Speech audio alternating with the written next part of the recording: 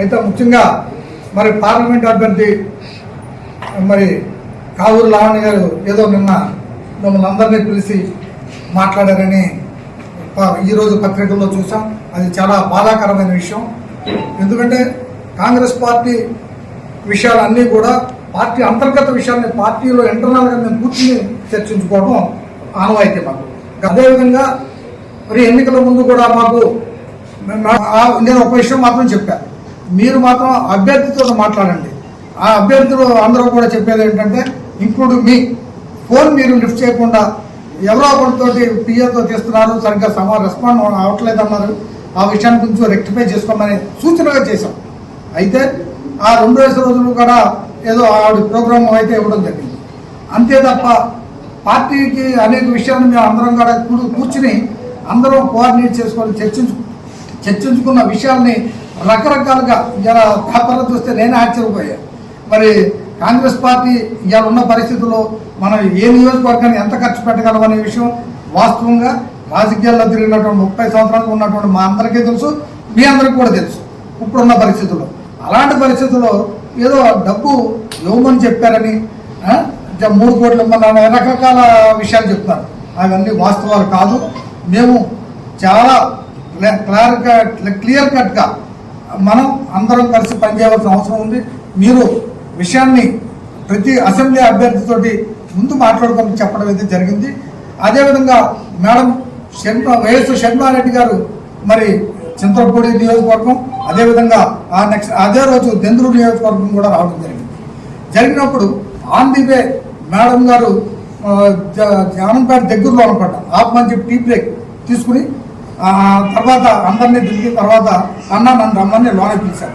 అన్న ఇక్కడ కొంచెం ఎమ్మెల్యే అభ్యర్థులతోటి ఈవిడ కోఆర్డినేట్ చేయట్లేదు అనుకుంటా, ఇది నువ్వు దగ్గరుండి అందరితో కొంచెం మాట్లాడి జాగ్రత్తగా చేయించండి అన్నారు అని చెప్పినప్పుడు నేను బస్సు దిగిపోతుంటే అన్న నువ్వు దిగిపోతే అలాగా నువ్వు ఎక్కడ ఉండు అని పార్లమెంట్ అభ్యర్థిని పిలిచారు.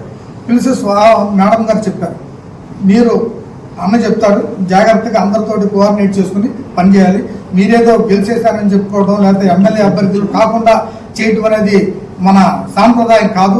ఖచ్చితంగా ఎక్కడైనా సరే ఎంపీ అభ్యర్థి ఎమ్మెల్యే అభ్యర్థితో కోఆర్డినేట్ చేసుకోవాలని మేడం గారు సూచన చేయడం కూడా జరిగింది. కాంగ్రెస్ పార్టీ జిల్లా ప్రెసిడెంట్ గారికి అలాగే రాష్ట్ర పిసిసి ప్రెసిడెంట్ షర్మిలారెడ్డి గారికి ముందుగా కాంగ్రెస్ పార్టీ అభ్యర్థిగా నా నమస్కారాలు. కాంగ్రెస్ పార్టీ అభ్యర్థిగా ఈ టర్మ్లో నేను అభ్యర్థిగా అయ్యాను, కానీ కాంగ్రెస్ పార్టీ నేను ఊహ తెలిసిన కాడి నుంచి నాకు ఓటు హక్కు వచ్చిన కాడి నుంచి కూడా కాంగ్రెస్ పార్టీలో పనిచేసుకుంటా వచ్చినవాడు. ఈరోజు ఒక ఎన్ఆర్ఐ క్యాండిడేట్ ఎంపీగా వచ్చి రాజకీయ అనుభవం లేకోకుండా మా జిల్లా ప్రెసిడెంట్ గారి మీద కాంగ్రెస్ పార్టీ మీద మా కేడర్ 7 ఎమ్మెల్యే అభ్యర్థులుగా 7 ఎమ్మెల్యేలను పార్టీ సిపిఐ తీసేస్తే 6 మేము ఎమ్మెల్యే అభ్యర్థులుగా మేము కాంగ్రెస్ పార్టీలో పనిచేస్తా ఉంటే మా మీద అవాకులు చవాకులు మాట్లాడటం, మీడియా వాళ్ళని పిలిచి అక్కర్లేని ఎలక్షన్ అయిన తర్వాత అక్కర్లేని ప్రచారం చేయటం అనేటటువంటి చాలా దుర్మార్గమైనటువంటి విషయం ఇది. ఏమాత్రం తెలియని అనుభవం లేని పార్టీలో పనిచేయటం గాని పార్టీ వ్యవహారాలు గాని తెలియనటువంటి మనుషులు మాట్లాడుతూ ఉంటారు.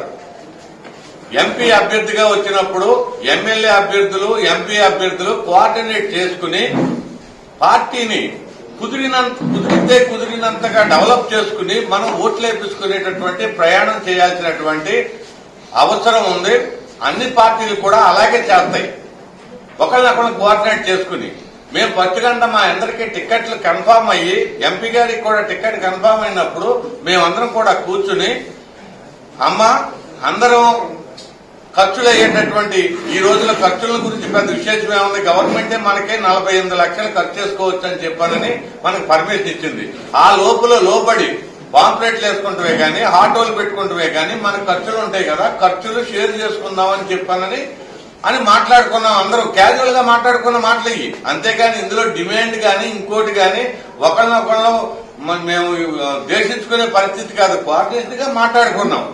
మా పిసిసి ప్రెసిడెంట్ షర్మిలారెడ్డి గారు కూడా మా అందరికీ కూడా అదే మాట చెప్పారు, మీ అందరూ కోఆర్డినేషన్ గా ఉండండి, పని చేసుకోండి, చక్కగా మనం గెలవండి, ఎమ్మెల్యేలు గెలవండి, ఎంపీ కూడా గెలవాలి, మనం టికెట్లు ఇచ్చుకున్నాం అని చెప్పని అన్నారు. మేము దాని మీదే ఉన్నాం.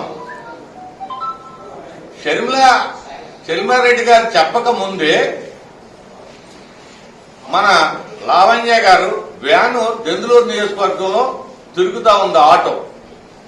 దాని మీద ఎమ్మెల్యే అభ్యర్థి ఫోటో గాని పేరు గాని ఎమ్మెల్యే అభ్యర్థికి కూడా ఓటు కావాలి, ఓటు వేయాలని చెప్పినటువంటి మ్యాటర్ లేదు.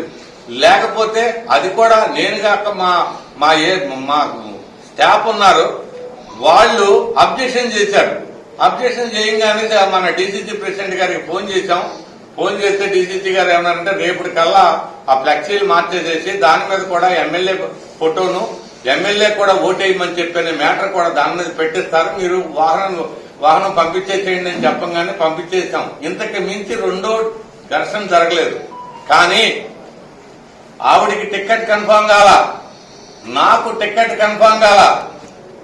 ఆవిడ మా అబ్బాయిని ఆమె ఇంటికి స్వయంగా పిలిపించుకుని మీరు ₹1 కోటి డబ్బులు కనుక నాకు ఇస్తే కాంగ్రెస్ పార్టీ అధిష్టానంతో నేను మాట్లాడి మీకు టికెట్ ఇప్పిస్తాము, మీ దగ్గర కనుక డబ్బులుంటే నాకు డబ్బులు ఇస్తే నేను అధిష్టానానికి డబ్బులు ఇచ్చి మీకు టికెట్ కన్ఫామ్ చేపిస్తాము అని చెప్పానని మాట్లాడారు.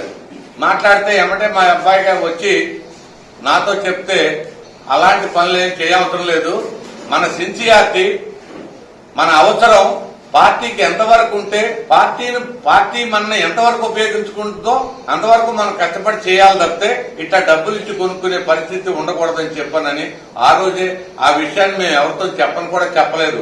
ఊరికే మాటల సందర్భంలో ఏదైనా వేరే వాళ్ళకి మా పెద్దవాళ్ళకి అంటే మా డీసీసీ ప్రెసిడెంట్ కి చెప్పాను తప్పితే దాని కంప్లైంట్ గా మేము ఎవరికీ చెప్పలా.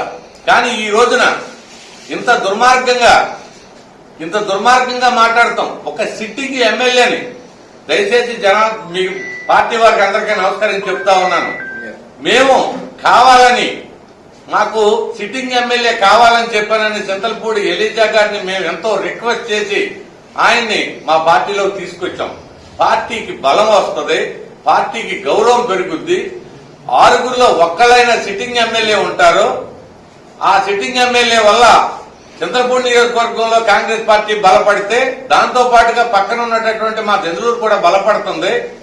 ఆయన సీనియరు, మంచివాడు, మంచి పేరున్నవాడు, గ్యారంటీగా అక్కడ గెలుస్తాడు చింతలపూడి నియోజకవర్గంలో అనేటటువంటి అనేకమైనటువంటి భావాలతో మేము అందరం కలిసి బతిమాలు తీసుకొచ్చి మేము మా పార్టీలో తెచ్చుకోవడం జరిగింది.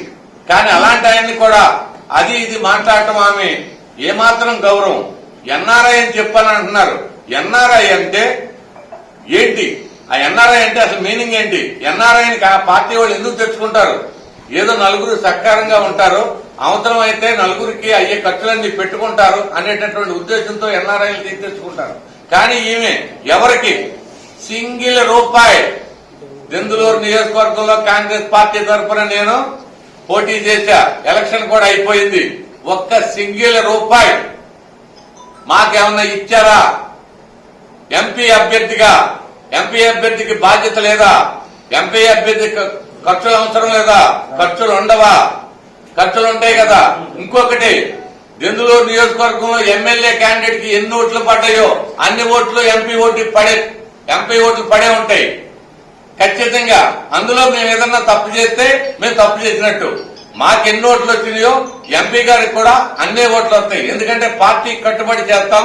మేము ఓటు అడిగేది కూడా 2 ఓట్లు అడిగాం. మాకు ఓటేయండి, ఎంపీ క్యాండిడేట్ కి ఓటేయండి అని చెప్పాం. అలాగే మాకు పడ్డ ఓట్లన్నీ కూడా అలాగే జరిగినాయి. ఇందులో ఏ ఒక్కటి కూడా నిజం లేదు. ఎంపీ క్యాండిడేట్ గా అనుభవం లేక, రాజకీయ అనుభవం లేకుండా మాట్లాడింది తప్పితే ఇలాంటి మాటలు బయటకు మాట్లాడకూడదు. ప్రతి ముందు మీరు ఏదన్నా తేడా ఉంటే క్యాండిడేట్ల వల్ల ఎమ్మెల్యే క్యాండిడేట్ల వల్ల తేడా